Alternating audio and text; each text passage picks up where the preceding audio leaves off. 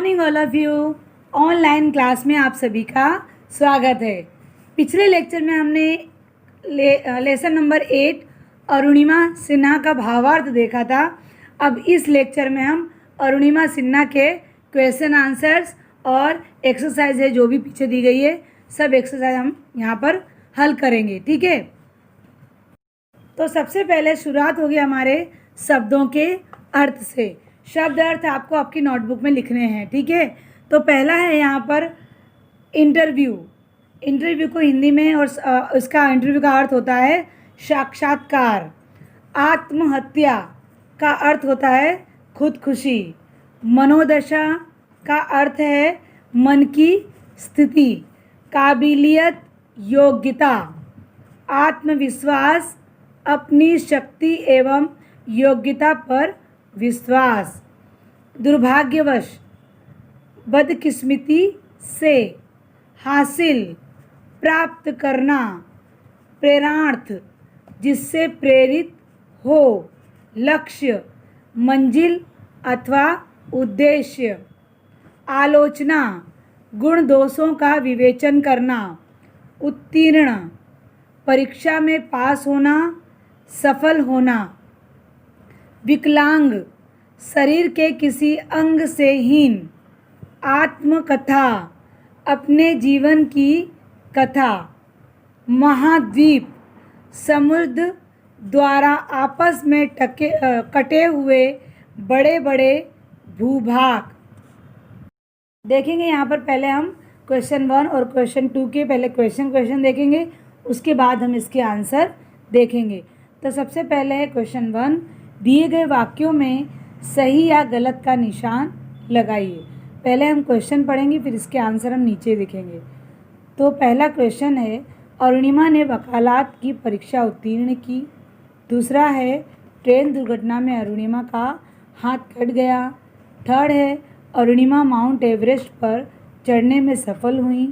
घ नंबर, अरुणिमा सिन्हा स्वच्छ भारत अभियान की मध्य प्रदेश की ब्रांड एम्बेसडर है। क्वेश्चन नंबर 2 का अति लघु उत्तर लिखिए। तो इसके भी क्वेश्चन पहले पढ़ेंगे, फिर हम इसके आंसर नीचे देखेंगे। तो पहला क्वेश्चन है इसमें, ट्रेन दुर्घटना के समय अरुणिमा कहाँ जा रही थी। ख नंबर, अरुणिमा को लोग किस नाम से जानते हैं। ग नंबर, अरुणिमा की आत्मकथा का क्या नाम है। अब हम देखेंगे क्वेश्चन नंबर 1 में सही और गलत के निशान। तो पहला है इसमें, अरुणिमा ने वकालत की परीक्षा उत्तीर्ण की। तो सही, उन्होंने उत्तीर्ण की थी। सेकंड है, ट्रेन दुर्घटना में अरुणिमा का हाथ कट गया। तो अरुणिमा का हाथ नहीं, क्या कटा था, उनका पैर कटा था, इसलिए ये गलत है, सेकंड नंबर का गलत। थर्ड नंबर का, अरुणिमा माउंट एवरेस्ट पर चढ़ने में सफल हुई। तो वो माउंट एवरेस्ट पर चढ़ने में सफल हुई थी ना, हाँ, तो सही है। और घ नंबर देखेंगे, अरुणिमा सिन्हा स्वच्छ भारत अभियान की मध्य प्रदेश की ब्रांड एम्बेसडर हैं। तो यहाँ पर देखो ये हैं, और लेकिन इसमें फोर्थ नंबर में घ पे गलत का निशान लगाया है, जबकि फोर्थ नंबर सही है, गलत नहीं है, क्योंकि वो मध्य प्रदेश की ब्रांड एम्बेसडर हैं। ठीक है, तो ये सही आएगा। ये यहाँ पर रॉन्ग दिया है, इसीलिए आप सही कर लेना। ठीक है, सही का निशान आएगा। अब देखेंगे क्वेश्चन नंबर 2, अति लघु उत्तर लिखिए, अर्थात एक एक वाक्य में उत्तर लिखिए। तो पहला इसका क्वेश्चन क्या था, ट्रेन दुर्घटना के समय अरुणिमा कहाँ जा रही थी। तो आंसर है, ट्रेन दुर्घटना के समय अरुणिमा लखनऊ से दिल्ली जा रही थी। ख नंबर, अरुणिमा को लोग किस नाम से जानते हैं। तो ख नंबर का उत्तर है, अरुणिमा को लोग चमत्कार के नाम से जानते हैं। ग नंबर, अरुणिमा की आत्मकथा का क्या नाम है। तो आंसर है, अरुणिमा की आत्मकथा का नाम born again on the mountain है। अब क्वेश्चन नंबर 3 देखेंगे और क्वेश्चन 4 भी देखेंगे। दोनों को क्वेश्चन देखते हैं, फिर दोनों के ही आंसर हम नीचे देखेंगे। ठीक है, तो पहले है थर्ड नंबर, लघु उत्तर लिखिए, अर्थात छोटे उत्तर लिखिए। तो पहले क्वेश्चन है इसमें, अरुणिमा ने किस समय किस तरह अपने लक्ष्य की प्राप्ति की। ख नंबर है, अरुणिमा ने आगे के लिए क्या सोचा। ग नंबर है, इको एवरेस्ट का क्या अर्थ है। अब क्वेश्चन नंबर 4 में दीर्घ उत्तर लिखिए। तो हम पहले इसके क्वेश्चन देखेंगे, फिर इसके आंसर नीचे देखेंगे।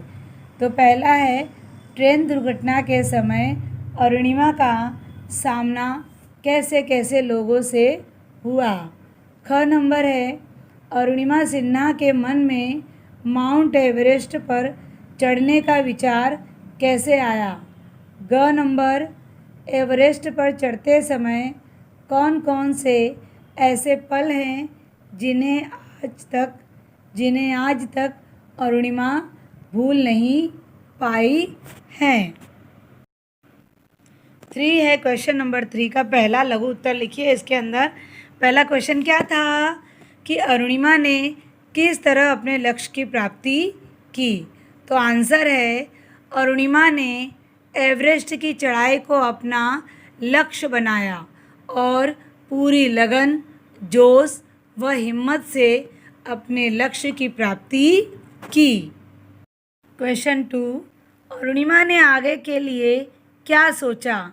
तो आंसर है, अरुणिमा 7 महाद्वीपों में से 5 समिट कर चुकी हैं, यानी कि 5 पर जा चुकी हैं और वे 7 महाद्वीप को समिट करना चाहती हैं। अब लास्ट ग नंबर, इको एवरेस्ट का क्या अर्थ है। तो आंसर है, इको एवरेस्ट का अर्थ है एवरेस्ट स्वच्छता। माउंटेनियरिंग के समय कहीं भी गंदगी न करना, जैसे चॉकलेट, रेपर, झंडा आदि कहीं पर नहीं छोड़ना। माउंटेनियरिंग करते समय अपने साथ छोटा सा बैग रखना, जिसमें चॉकलेट के रेपर वगैरह डालते हैं। अब देखेंगे क्वेश्चन नंबर 4, दीर्घ उत्तर लिखिए, अर्थात विस्तार पूर्वक उत्तर लिखिए। तो इसमें पहला है क्वेश्चन, ट्रेन दुर्घटना के बाद अरुणिमा का सामना कैसे कैसे लोगों से हुआ। तो आंसर है, ट्रेन दुर्घटना के बाद अरुणिमा का अच्छे बुरे दोनों तरह के लोगों से सामना हुआ। कुछ लोग उनकी आलोचना करते थे कि आत्महत्या की कोशिश की होगी, टिकट नहीं होगा, तथा कुछ लोग ने मदद की और रक्तदान तक किया। क्वेश्चन नंबर 2, अरुणिमा सिन्हा के मन में माउंट एवरेस्ट पर चढ़ने का विचार कैसे आया। तो आंसर है, एक दिन अरुणिमा सिन्हा अखबार पढ़ते समय एवरेस्ट के मार्ग के बारे में पढ़ रही थी कि उनके मन में एवरेस्ट पर चढ़ाई करने का विचार आया और उन्होंने इसे ही अपना लक्ष्य बना लिया। अब देखेंगे लास्ट ग नंबर, एवरेस्ट पर चढ़ते समय कौन कौन से ऐसे पल हैं जिन्हें आज तक अरुणिमा भूल नहीं पाई हैं। तो आंसर है, माउंट एवरेस्ट पर चढ़ते समय सबसे ऊंचाई पर तिरंगा फहराने तथा उतरते समय पैर पर ढांचा निकलने पर घसीट कर नीचे उतरना तथा पैर में लगे खून को साफ करने जैसे पलों को अरुणिमा भूल नहीं पाई है। अब हम इसमें ग्रामर देखेंगे। इसी के अंदर दिया है भाषा ज्ञान में कि वचन और लिंग। तो वचन किसे कहते हैं यहाँ बताया गया। तो वचन किसे कहते हैं, वचन एक या अनेक शब्द के लिए प्रयोग किया जाता हो उसे हम वचन कहते हैं। वचन कितने प्रकार के होते हैं, वचन 2 प्रकार के होते हैं। कौन कौन से, तो एक वचन और बहुवचन। तो एक वचन अर्थात किसी एक व्यक्ति के लिए प्रयोग किया जाता है, उसे हम एक वचन कहते हैं। और दो से अधिक लोगों के लिए प्रयोग किया जाता है, उसे हम बहुवचन कहते हैं। समझ में आया आप सभी लोगों को एक वचन किसे कहते हैं और बहुवचन किसे कहते हैं? तो एक वचन किसी एक व्यक्ति के लिए प्रयोग में किया जाए तो उसे एक वचन कहते हैं, जैसे सड़क। और बहुवचन किसे कहेंगे? दो से अधिक व्यक्ति के लिए शब्द का प्रयोग किया जाए उसे हम बहुवचन कहते हैं, जैसे सड़कें। समझ में आया आप सभी लोगों को? ओके, अब यहाँ पर देखो थोड़े से उदाहरण दिया है। सड़क क्या है? एक वचन। और सड़कें बहुवचन। लड़का एक वचन, लड़का अकेला है। लड़के बहुत सारे, तो लड़के। लड़की एक वचन और लड़कियां बहुवचन, अर्थात लड़कियां बहुत सारी हैं और लड़की एक ही है। तो यहाँ पर दिया गया है, उपर्युक्त उदाहरण अनुसार दिए गए शब्दों के सही बहुवचन रूप में सही निशान लगाइए। तो पहला इसमें है बहन। तो बहन के 3 ऑप्शन दिए गए हैं, बहनों, बहनें और बहने। तो क्या आएगा तीनों में से? सेकंड वाला आएगा। क्या आएगा? सेकंड वाला, बहने। समझ में आया? 2 नंबर देखेंगे, बेटा। बेटे के 3 ऑप्शन दिए गए हैं बेटा का, बेटे, बेटे और बेटों। तो क्या आएगा ऑप्शन में? फर्स्ट वाला, बेटे। ठीक है, आगे देखेंगे हम, नौकरी। नौकरी, तो नौकरी में 3 ऑप्शन दिए हैं, नौकरियों, नौकरियां और नौकरिए। तो क्या आएगा इसमें? सेकंड नंबर का आएगा, नौकरियां। नौकरी, नौकरियां। ठीक है, फिर आगे देखेंगे रेलगाड़ी। रेलगाड़ी का भी 3 ऑप्शन है, रेलगाड़ियां, रेलगाड़ियों, रेलगाड़ियां। तो क्या आएगा इसमें? फर्स्ट वाला, रेलगाड़ियां। फिर आगे देखेंगे किताब। तो किताब का 3 ऑप्शन है, किताबें, किताबों और किताबें। तो क्या आएगा ऑप्शन? थर्ड नंबर का, किताबें। समझ में आ गया आप सभी को? आगे नेक्स्ट देखेंगे हम, अरुणिमा को देखकर माँ की आँख में आंसू आ गए। तो अरुणिमा को देखकर माँ की आँखों में आंसू आ गए। यहाँ भी एक वचन है और बहुवचन। तो यहाँ पर एक वचन में जो यहाँ पर पूरी लाइन में क ख घ घ दिया हुआ है, यहाँ पर एक वचन में देना है और हमें इसके वचन बदल कर लिखने हैं। तो एक वचन में दिया होगा तो हमें बहुवचन में लिखना है और बहुवचन में दिया होगा तो हमें एक वचन में लिखना है। तो इसमें देखेंगे हम पहला, उदाहरण के अनुसार रेखांकित शब्दों के वचन बदलकर वाक्य को लिखिए। तो इसमें पहला है, मैंने उनकी आलोचना को हृदय से नहीं लगाया। तो यहाँ पर जो लाइन लगाई, रेखांकित बनाया गया आलोचना, तो आलोचना को हमें क्या करना है? इसका आलोचना का वचन में बदलाव करना है। तो आलोचना का वचन बदलेंगे तो क्या होगा? आलोचनाओं। तो क्या होगा इसमें? मैंने उनकी आलोचनाओं को हृदय से नहीं लगाया। ख नंबर देखेंगे, हमें दोनों परिस्थितियों के लिए तैयार रहना चाहिए। तो यहाँ पर क्या दिखा है? परिस्थिति के ऊपर रेखांकित किया गया है, तो इसका वचन बदलना है। तो परिस्थिति का वचन क्या होगा? बहुवचन क्या होगा? परिस्थितियों। तो हम ऐसे पढ़ेंगे वाक्य को, हमें दोनों परिस्थितियों के लिए तैयार रहना चाहिए। ग नंबर देखेंगे, अरुणिमा अपने पैर पर खड़ी हो गई। तो पैर के ऊपर नीचे लाइन बनाई गई है, तो पैर को हमें बहुवचन में बदलना। तो क्या आएगा? पैरों। तो कैसे लिखेंगे हम कि अरुणिमा अपने पैरों पर खड़ी हो गई। आगे घ नंबर देखेंगे, मेरा नया जन्म पहाड़ में हुआ।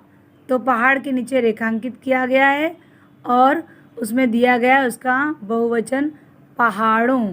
तो आंसर आएगा मेरा नया जन्म पहाड़ों में हुआ है।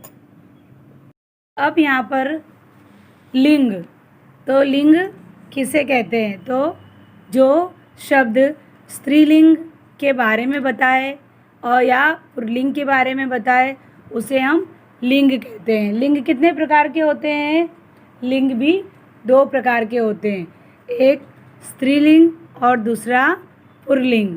तो स्त्रीलिंग किसे कहते हैं? जो शब्द स्त्रीलिंग के बारे में बताता हो उसे हम स्त्रीलिंग कहते हैं, जो पुल्लिंग के बारे में बताओ उसे हम पुल्लिंग कहते हैं। तो यहाँ पर दिया गया है, जैसे स्त्रीलिंग शब्द बनाते समय पुल्लिंग शब्द के अंत में जो पुल्लिंग शब्द होते हैं जिसमें अ, आ, उ के स्थान पर आई तथा अंक के स्थान पर इका लगाते हैं। अब आप नीचे दिए गए पुल्लिंग शब्द के स्त्रीलिंग रूप लिखिए। यहाँ पर पुल्लिंग शब्द दिए गए हैं और हमें इसे स्त्रीलिंग में बनाना है। तो पहले यहाँ पर दिया गया है बाबू, ठीक है, क्या दिया गया है? बाबू। तो पीछे क्या निकल रहा है? ऊ। तो यहाँ पर पुल्लिंग शब्द ऊ है, लेकिन हमें क्या करना? आइन लगाना है। स्त्रीलिंग बनाने के लिए हमें क्या करना है? आइन लगाना पड़ेगा। तो क्या होगा? बाबू, और सामने स्त्रीलिंग में क्या होगा? बबुआइन। क्या होगा? बबुआइन। उसी प्रकार से दूसरा देखेंगे, लाला, आ लगा पीछे, लाला। अब हम स्त्रीलिंग में बदलेंगे तो क्या आएगा? ललाइन, ललाइन। आगे देखेंगे पंडित, तो स्त्रीलिंग में क्या होगा? पंडिताइन। क्या होगा? पंडिताइन।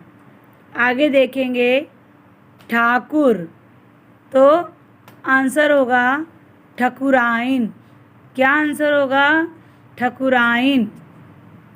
आगे देखेंगे हम सेवक, सेवक का स्त्रीलिंग क्या होगा? सेविका। आगे देखेंगे नायक, नायक पुल्लिंग है और स्त्रीलिंग होगा नायिका। क्या होगा? नायिका। शिक्षक, तो स्त्रीलिंग होगा शिक्षिका। फिर लेखक, तो आगे हम देखेंगे इसको लेखिका। समझ में आया आप सबको कि स्त्रीलिंग और पुल्लिंग क्या होते हैं?